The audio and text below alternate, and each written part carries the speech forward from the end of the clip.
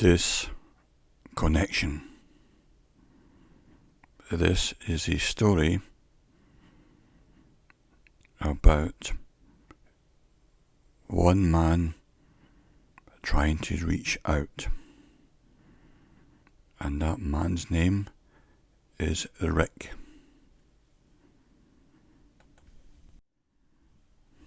Rick travels to work each day on the tube. He's sitting in the compartment. There's a couple of women with smooth black hair standing, and there's quite a bunch of people on either side of the bench seats sitting. Everyone is well dressed. They look businesslike.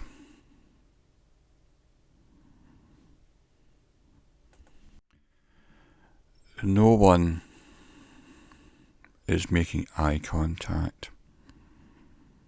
The ladies who are standing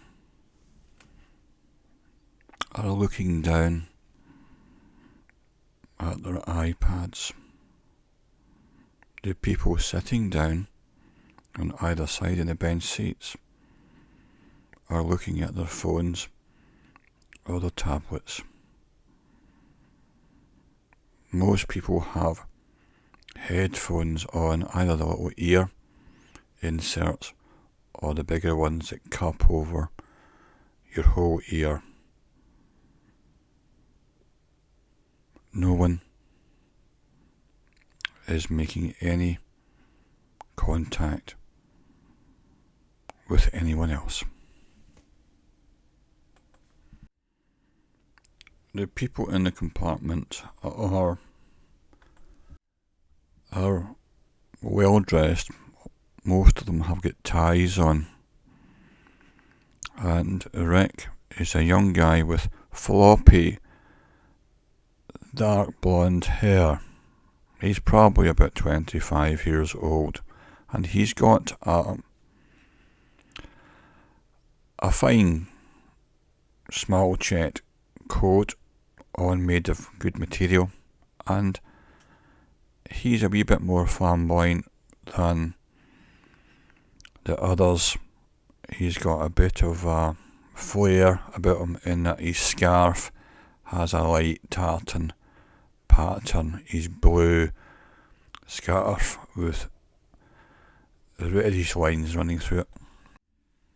He's got a thin red tie, so he's a wee bit more, he stands out a little bit more, and he's decided to use the big headphones to cup over his ear, rather than the little ear buds. There's an announcement coming up on the train, and Rick quickly flips his headphones off to hear what it is. It's not his stop yet, so he just sits there with his earphones now pressed to his chin and cheek. He's not got them on his ears anymore. Directly behind him is the no smoking sign, the big red circle, and the blue no smoking. The guy to the immediate left of him is a black guy with no hair.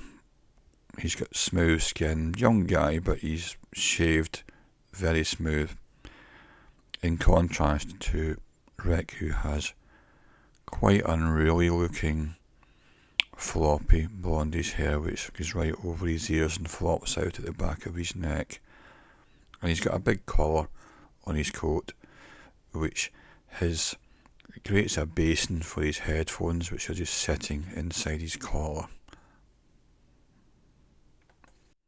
With his headphones off, the guy to his right has got up off his seat and got off at that last stop.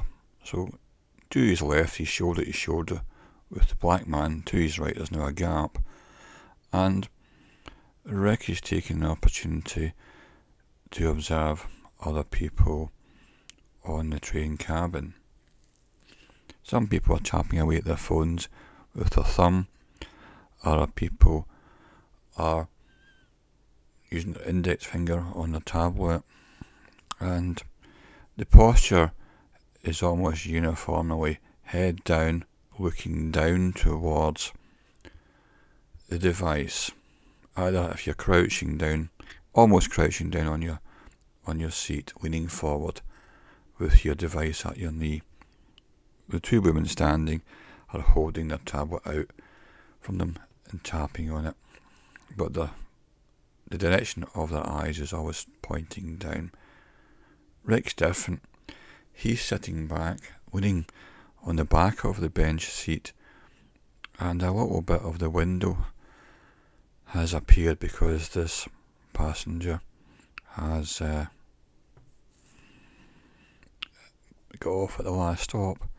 So what we're getting is almost like a little TV display of reflection on the window behind Rick. If you look at it from the other side, it actually looks like he's sitting in front of a TV, but it's just an illusion in that it's reflecting inside or outside through the glass, this glass panel behind him. It's a combination of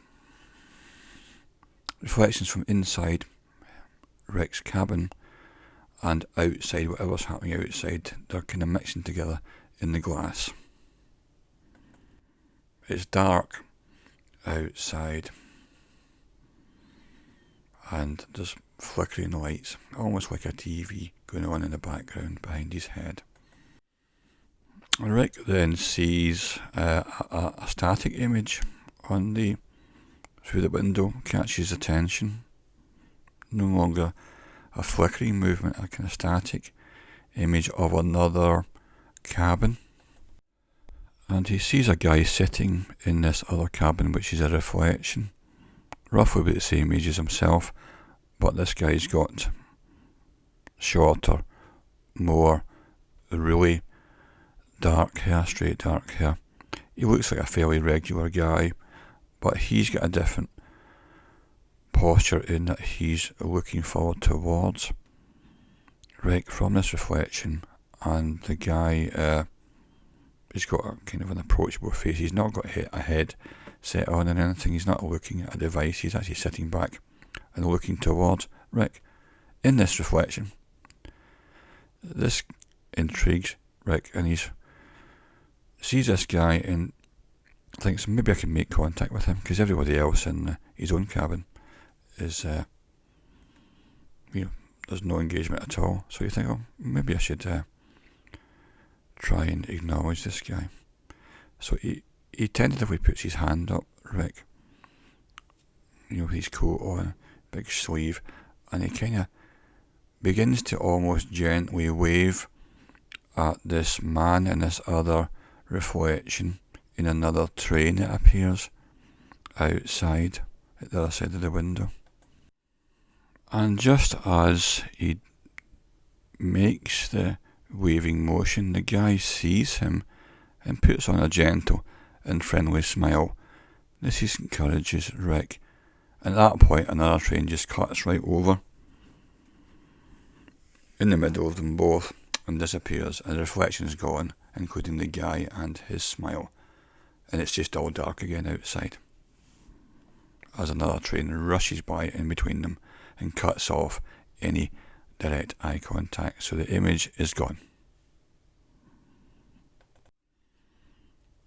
Rick's slightly perturbed that he was cut off in full flow there, with making some sort of impact on someone else and get an acknowledgement, and then it just all ended abruptly. Back in his cab now. One bloke standing and a couple of ladies, everybody's just sitting. No one is looking at each other, everyone's staring down the way at their devices.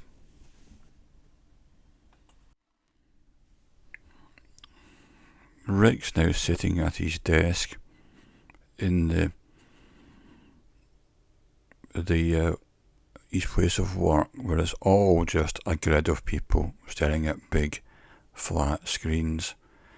On the screens are spreadsheets and data sheets, that type of thing. It's all very clinical and functional. Everyone in their desk position. Rick has his coat off. He's now just got a white shirt and a thin red tie.